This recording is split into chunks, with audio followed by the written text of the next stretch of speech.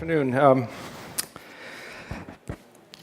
We're a law firm, so we aren't usually in the survey business, and I don't mean to be stealing the thunder from Hala and Colliers and the TRI, who go out there and get actual facts and data. We've run this survey in the Middle East for the last 2 years, and we decided to do it because our firm for the last 10 years or so has run a similar survey at the Berlin Hotel Forum on sentiments. And again, they're using factual things. We're getting opinions and predicting forward.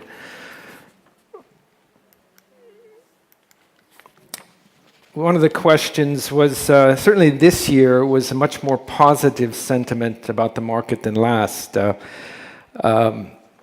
know RevPAR growth really hasn't occurred, but as you can see here from last year, the sentiments about no growth or a decline in growth are significantly less than last year. The key business issues, same as last year, general economic downturn, the oil price, impact of certain sanctions markets like Russia.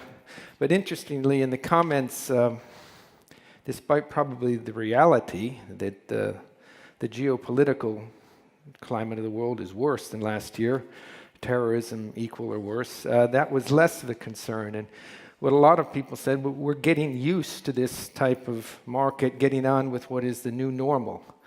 And as one gentleman, the economist, said this morning, that's probably in some ways been a blessing because it has encouraged the local authorities to diversify the economy, stop the less dependence on oil, and look at alternatives. This question, but what were the markets that the respondents felt were going to be the leaders and lagging? And again, going back to the comments were the most interesting, that the things that were emphasized, that those cities with stable governments, a sound tourism infrastructure, a sound tourism authority, and a plan were those that people had the confidence in that were going to go forward, the places they would consider investing going forward. This region is certainly a hotel-favored region. Our European survey, hotels have never been viewed as the top asset class of the respective ones: retail, residential, office, or warehouse. In the MENA region, it is rated favorably. This year, it was viewed as not being any more risky than any of the others, despite, as we know, the complexities of developing a hotel being much more difficult than with retail or a shell and core thing. Going back to the classic marketing principles of right location, the right product and design, the various respondents mentioned the significant yields that could be made in the hotel sector if you got it right. That notwithstanding, that hotels are recognized as being much more vulnerable to events, geopolitical and others.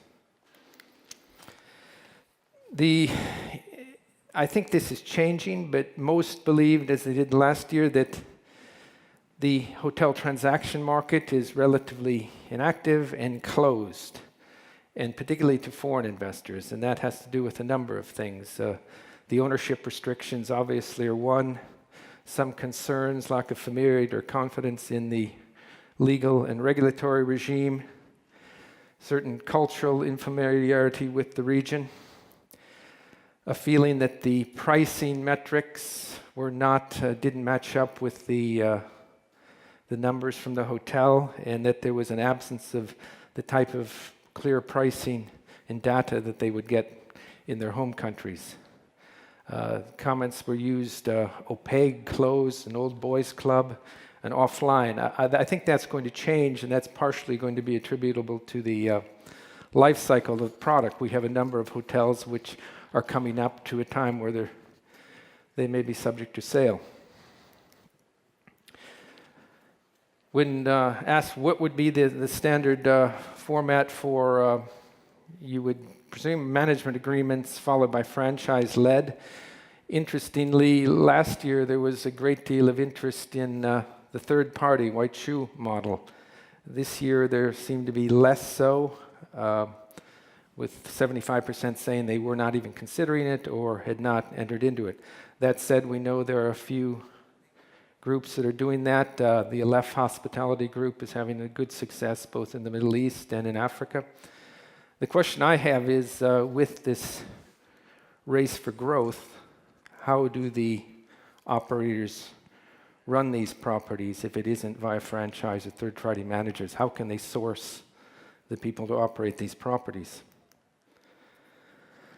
I think the key and most interesting part of our survey was that there is a real sentiment for a shake-up in the owner-operator relationship. You know, operators have changed in their size, their scale, the number of brands they have, and what they do. And well, this is an opinion, but I think many would agree that they today are managing brands more than they're managing your specific hotel. Owners in this region have changed. They're certainly more sophisticated. The growth of asset managers, the growth of having multiple hotels and experience. And customers have changed. As an article my colleague put together today, particularly young people book hotels review hotels in a completely different way than their parents did, where you relied on traditional media. Yet, despite all that, you look at hotel management agreements, which I do every day, and they've hardly changed at all in 40 years. Now, Hilton, to their credit, reduced theirs down from 100 pages to 40 or 50, but the terms and things haven't changed at all. So we've had a static relationship there, yet the market has changed, operators have changed. Some of the things people talked about was making performance tests more responsive, possible to hit. They're very difficult to trigger.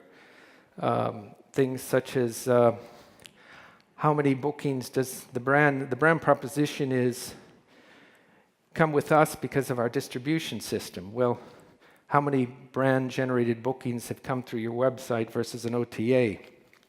Social media or TripAdvisor reviews and how the brand responds to those. A feeling of shorter HMA terms, or what we are frequently seeking, termination at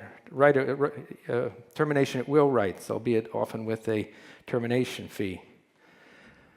And one of the things that was quoted, one fellow said, all we hear about is change in this industry, so how can I be expected to adhere to a 20-year contract when everything around me is changing, including the operator? With consolidation, there was a feeling that non-competes no longer apply. With the consolidation, you can have a direct competitor, which was another brand yesterday, today is owned by the same brand, so that we should have perhaps sector rather than brand-specific non-competes. Interestingly, in all the discussion we hear about OTIs, the majority of respondents, and I will note that 7% of respondents were operators, and I think it was about 7% disagreed with this, so people were voting along party lines. That the operators, having lost the distribution to OTAs, should bear more of the cost of recapturing them, because the discounts, the upgrades, the promotions come at the owner's cost. Today, you pay the same central marketing fees as you did 10 years ago, but that distribution has been diluted significantly, and the brands have involuntarily outsourced that to the OTAs, and you're paying a fee for that. Loyalty programs, which is the means of recapturing guests, can often be 4 or 5% of the fees, which that can often be, almost 50% of the operating fees. And I love this quote was, fellow said, "I'm giving the operators a tip for having lost the customer in the first place. I'm giving them a tip for bad service." Why? Despite that, I think most people felt that on this guest recapture aspect that the brands had done a good job of adapting their central marketing away from traditional media, being more reactive to social media and things, and had made significant and successful inroads there. That said, another point was that today where so much advertising is self-generated, particularly with younger people who they read what their peers said. You don't pay for that, whereas when we were using media, television, radio, you paid for it, and that there ought to be a cost differential, savings there that is not being passed on to the guests. And then finally, that clearly the technical side is very important, and in virtually all plan to spend more than they did the prior year on technology, mainly with improving their apps, websites, and online advertising. That was the summary. I think next year when we run this, I think we're going to get, rather than any statistics, just poll the number of people, what are the hot topics and issues, and things that are controversial, and do that focused on more opinion things and forget any statistics. With that, do I have any questions? We have the survey both at our stand, and you can go on the BLP website, and it's online with a written summary of each of the points. If there aren't any questions, well, thank you.